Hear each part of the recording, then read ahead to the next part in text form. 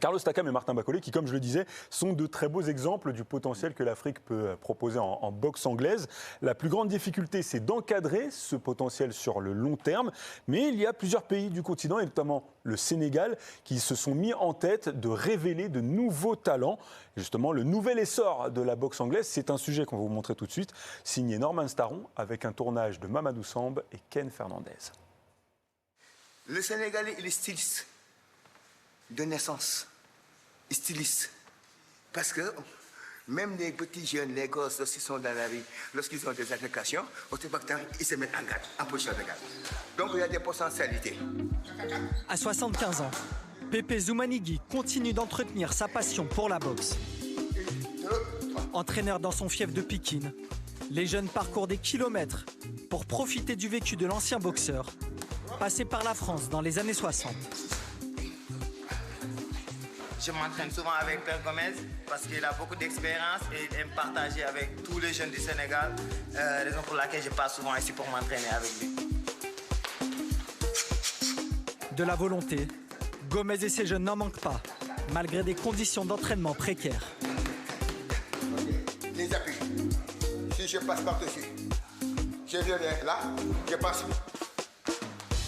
Je peux même dire que la boxe, on l'a dans le sang, c'est en nous. Ce qui reste, c'est de développer. À Dakar, les conditions ne sont pas forcément meilleures, mais la pratique se développe. Longtemps réservée aux hommes, les jeunes filles commencent à s'y intéresser. À Keur Mbaye-Fall, Coach Chief voit chez elle le meilleur moyen pour le Sénégal de briller sur la scène mondiale. Il y a tellement de talents, de jeunes filles qui sont tellement motivées dans ce sport-là. Et il suffit juste qu'on mette le paquet. En les aidant, ils deviendront meilleurs. Mon objectif, c'est de transformer la jeunesse sénégalaise à des combattantes qui seront demain des futurs champions du monde. Doucement, les Lions se font leur place à l'échelle continentale, à l'image de Diarga Baldé, 3e du dernier championnat d'Afrique. Le poids lourd de 27 ans, finaliste du dernier TQO, est un pur produit de Cœur of Champions. Ici, les grands espoirs nationaux sont logés, nourris et payés pour ne se concentrer que sur la boxe. On ne veut plus que ce soit les Africains ou les boxeurs africains qui vont à l'Occident, mais que ce soit les médias occidentaux qui viennent en Afrique. Et pour cela, c'est de montrer des salles compétentes, des entraînements compétents et surtout de vivre dans leur quotidien de tous les jours. De pouvoir vivre en Afrique, il est possible de le faire. L'Académie, créée en 2018 par l'ancien champion du monde, est l'une des rares structures professionnelles du pays. Même si les résultats commencent à arriver, la boxe sénégalaise se heurte à un plafond de verre.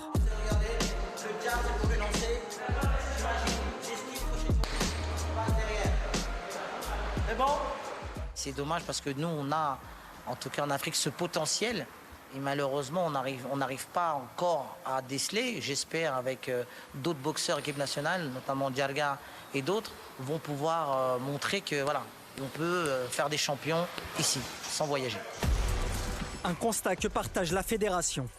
Sans une implication au plus haut niveau de l'État, la 8e nation africaine ne pourra plus progresser. Il faut vraiment descendre de haut niveau. Des centres d'accompagnement de haut niveau. Il faut des centres de performance de haut niveau. Tant qu'on n'a pas ça, vraiment, on ne pourra pas rivaliser avec les autres pays. Si les espoirs et l'envie sont là, la route est encore longue avant de voir le Sénégal frapper à la porte du panthéon de la boxe mondiale. Voilà, messieurs, le nouvel essor de la boxe au Sénégal. Et on a vu au début du sujet, ces jeunes boxeurs doivent parfois s'entraîner dans des conditions un petit peu difficiles, mais ils arrivent à être un minimum performants. Ah ouais, c'est vraiment ça qui est fou parce que en fait vous avez rien dans leur salle, c'est ce que je vois.